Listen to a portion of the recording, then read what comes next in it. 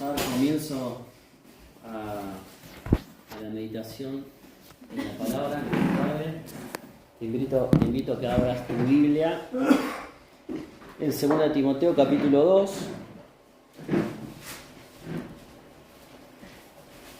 Vamos a leer desde el versículo 1 hasta el versículo 13. Es una porción muy conocida que en mi Biblia, en la Reina Valera 60, se titula Un buen soldado de Jesucristo. Vamos a leer las palabras del apóstol Pablo a su hijo espiritual, ¿no? A Timoteo. Y que estos consejos o esta exhortación, o estas palabras de ánimo que el apóstol le da a Timoteo también puedan servir para que nosotros en esta tarde podamos sentirnos desafiados por la palabra del Señor. Dice 2 Timoteo capítulo 2 versículo 1: Tú pues, hijo mío, esfuérzate en la gracia que es en Cristo Jesús.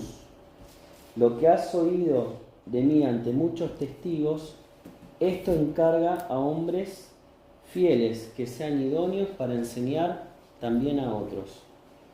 Tú pues sufre penalidades como buen soldado de Jesucristo.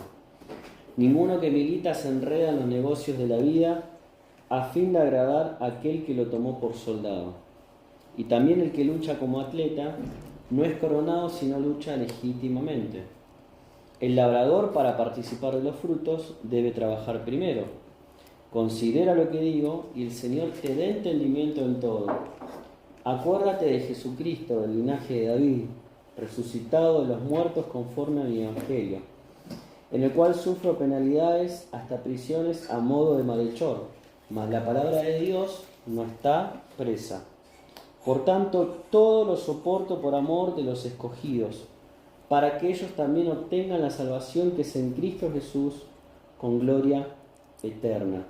Palabra fiel es esta: si somos muertos con Él, también viviremos con Él. Si sufrimos, también reinaremos con Él. Si le negaremos, Él también nos negará. Si fuéramos infieles, Él permanece fiel. Él no puede negarse a sí mismo. Bien, tenemos acá palabras del apóstol Pablo a su hijo Timoteo. De hecho, él comienza en el versículo 1 dirigiéndose a él como hijo mío, ¿no? Y esto nos hace recordar en su primer viaje misionero, cuando Pablo conduce a los pies de Cristo a Timoteo. Eso lo podemos ver en 1 Corintios capítulo 4, versículo 17. Y en esta oportunidad Pablo se dirige a Timoteo como un hijo en la fe y le va a dar una palabra de ánimo para que él se esfuerce. Lo primero que dice después, esfuérzate, ¿no? Y es por ahí un poco la exhortación o el consejo de parte de Pablo más importante en esta primera carta de Timoteo, ¿no? ¿Y a qué es lo que le quiere decir con esto de esfuérzate? Bueno, a que él se sobreponga a esa tendencia por ahí de Timoteo, hacia una debilidad, ¿no? En cuanto a no estar firme en las cosas de Dios, ¿no? Por eso es un llamado al compromiso y a la fidelidad. Y va a poner el apóstol varios ejemplos a seguir o a imitar para que el apóstol renueve ese compromiso, Timoteo, hemos bien dicho, y esas fuerzas para seguir adelante con la obra y para transmitir el mensaje que él había recibido. Por eso le dice, esfuérzate en la gracia que es en Cristo Jesús. Y en el versículo 2 le va a decir, lo que has oído de mí ante muchos testigos, esto encarga a hombres fieles que sean idóneos para enseñar también a otros. Y acá lo que vemos es una responsabilidad que aquellos que son líderes, que aquellos que han recibido de otros la palabra del Señor con fidelidad, también puedan preparar a los que vienen detrás, ¿no? En ese camino de fidelidad al Señor y de manteniendo la verdad de Cristo como bandera, ¿no?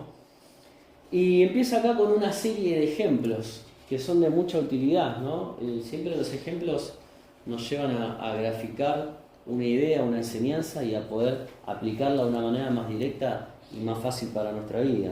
Y lo primero que le dice es que él tiene que sufrir penalidades como un buen soldado de Jesucristo. Y después agrega en el versículo 4 que ninguno que milita se enreda en los negocios de la vida a fin de agradar a aquel que lo tomó por soldado. El ejemplo es el del soldado, ¿no? El del soldado. Le está diciendo a Pablo a Timoteo que las penalidades, los sufrimientos que tenga que atravesar en la obra, los tiene que llevar adelante como un buen soldado de Jesucristo.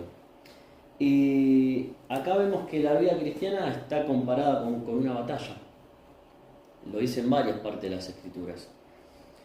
Y en esa batalla, nosotros como hijos de Dios, que tenemos una batalla espiritual, tenemos que ser realmente fieles soldados de Jesucristo.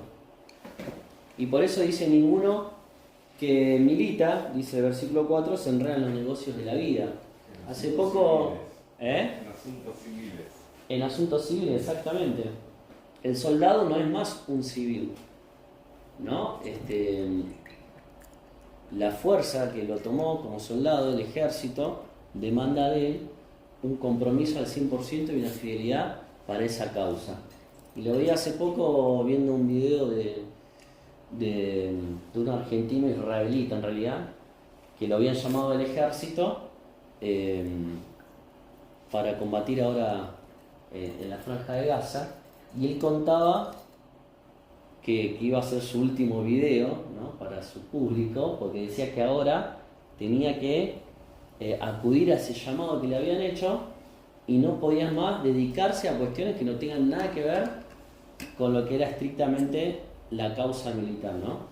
Y un poco iba anticipando cómo se tenían que preparar, ¿no?, las cosas que iba a tener que hacer, las misiones que iban a tener que cumplir para poder cumplir con ese objetivo que el ejército que lo demandaba tenía. Y lo mismo pasa en el plano espiritual. Nosotros, como buenos soldados de Jesucristo, no podemos estar enredados con las cosas de este mundo, porque ahí es cuando empezamos a perder el foco, ¿no?, la visión, el objetivo. Y esto lo vemos en varios versículos de las Escrituras. Por ejemplo, 2 Corintios 10, 3 al 5, dice: pues aunque andamos en la carne, no militamos según la carne, ¿no? Y vuelvo a usar este término, ¿no?, de militar. No militamos según la carne, porque las armas de nuestra milicia no son carnales, sino poderosas en Dios para la destrucción de fortalezas, ¿sí?, derribando argumentos y toda altivez que se levanta contra el conocimiento de Dios y llevando cautivo todo pensamiento a la obediencia a Cristo. ¿Quién es nuestro comandante máximo? Jesucristo. Por eso que dice que nuestro pensamiento tiene que llevar o ser cautivado para obedecer a Cristo. No enredarnos con las cosas de la carne de este mundo, porque dice, aunque andamos en la carne, que es nuestra realidad, somos débiles, pero no militamos según la carne. Y nuestras armas no son carnales, sino que son poderosas en Dios. Todo lo puedo en Cristo que me fortalece, dice Filipenses capítulo 4, versículo 13. También tenemos en Efesios capítulo 6, a partir del versículo 10 al 20, toda la armadura de Dios, que como buen soldado de Jesucristo también es necesario que tomemos. Ningún soldado va a ir a la batalla sin su vestimenta apropiada, sin sus armas ofensivas y defensivas. Y lo mismo en el plano espiritual. Tenemos que estar preparados para esta batalla espiritual que tenemos. Primera Tesalonicenses 4:8 dice: así que el que desecha esto no desecha a hombres sino a Dios, que también nos dio el Espíritu Santo. Y dice,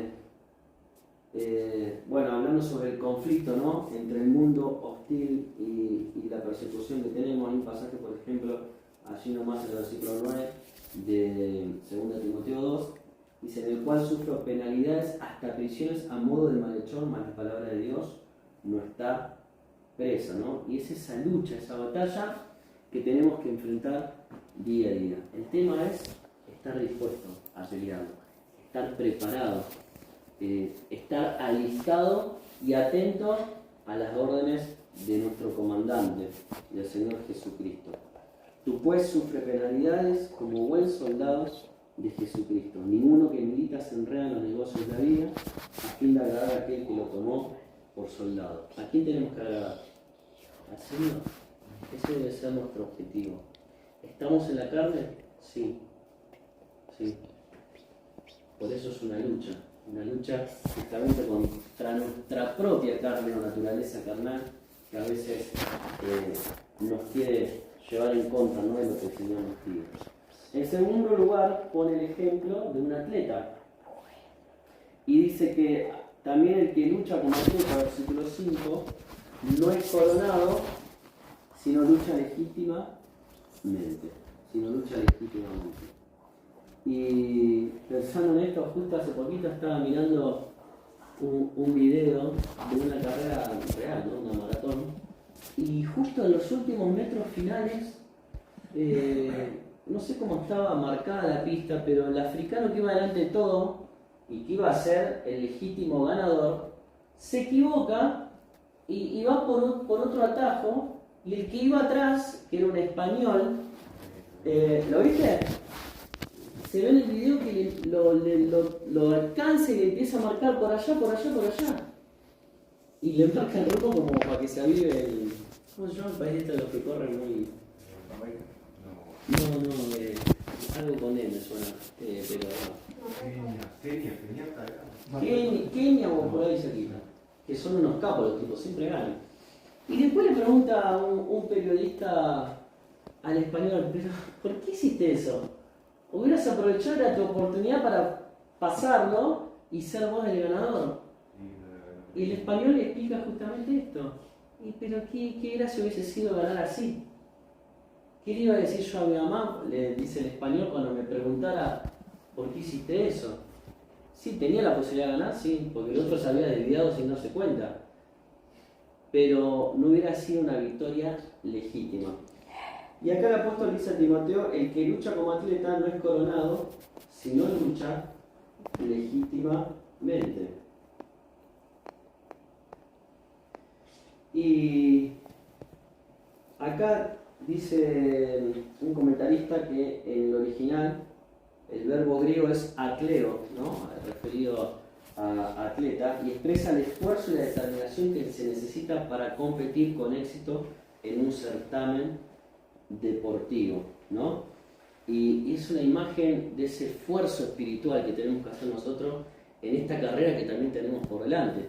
Si vamos a Hebreos capítulo 12, ¿qué nos dice? Que tenemos que correr la carrera no solamente puesto los ojos en Jesús, sino que preparado de tal manera que tenemos que despojarnos de todo peso y del pecado que nos asedia y correr con paciencia esa carrera. Hay una meta a la cual vamos a llegar, ¿no? Pero acá se nos pide que corramos legítimamente. Legítimamente quiere decir que tenemos que acomodarnos a las reglas del juego. Como decía recién el ejemplo de este español que podría haber hecho, algunos lo podrían llamar una trampita y otros dicen no, aprovechó la oportunidad.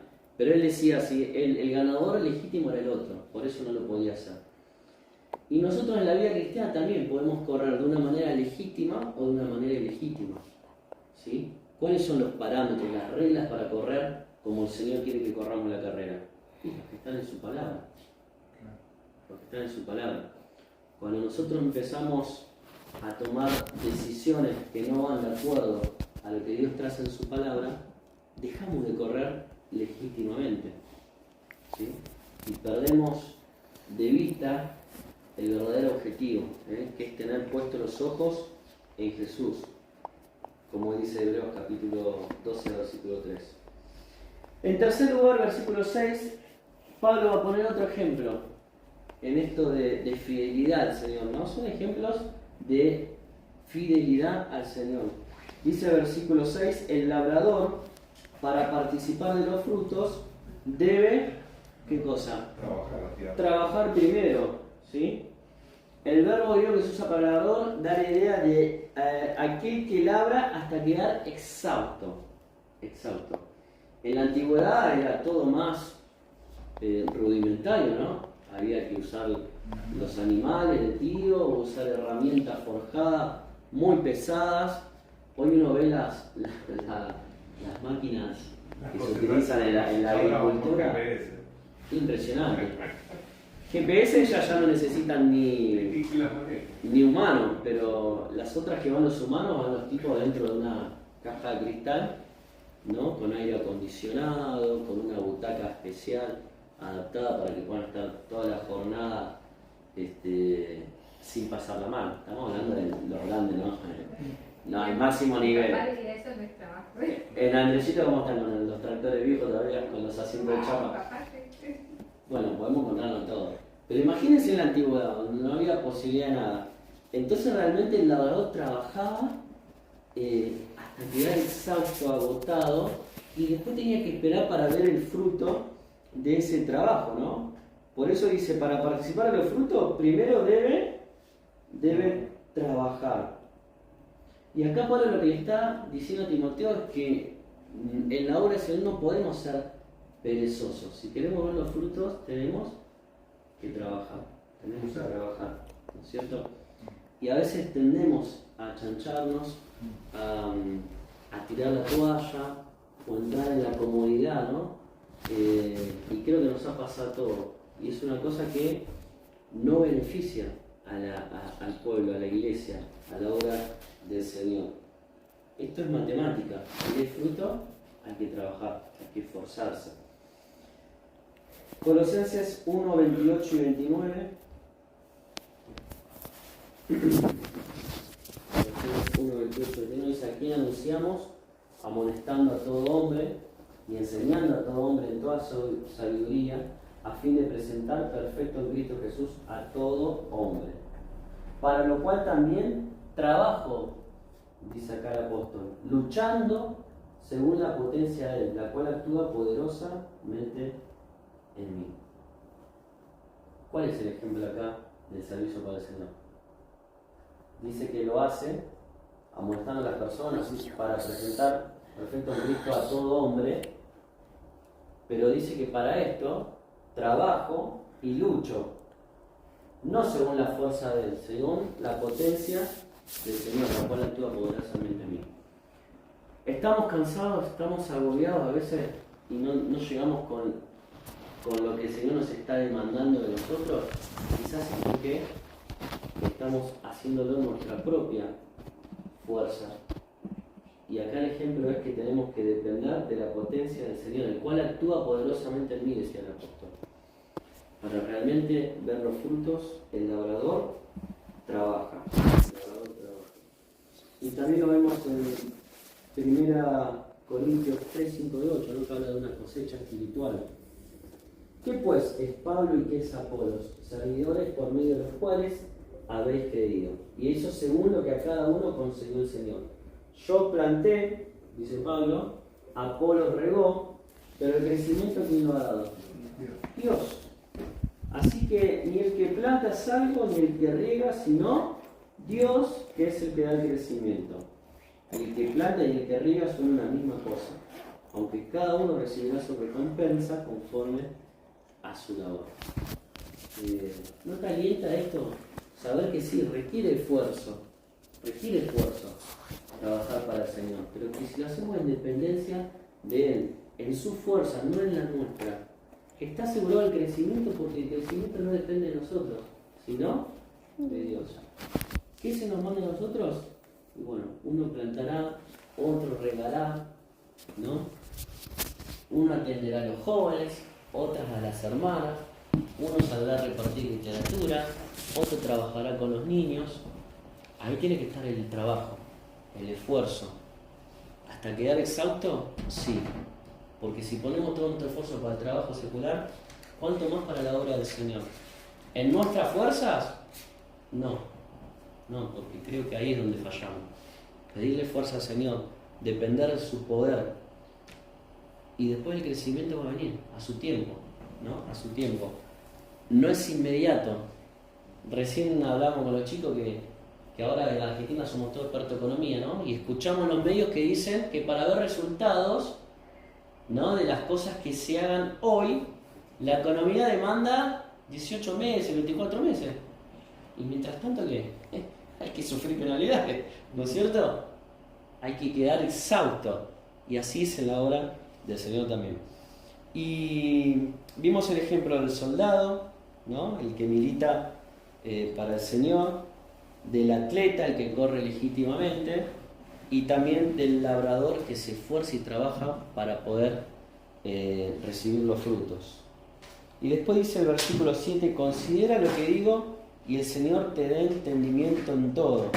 Acuérdate de Jesucristo. Y acá llegamos al ejemplo supremo que reúne todas estas cualidades de un soldado, de un atleta, de un labrador. Jesucristo es el ejemplo perfecto. Y dice la palabra que Él nos dejó ejemplo para que nosotros sigamos sus pisadas. Parece algo fácil, pero no lo es.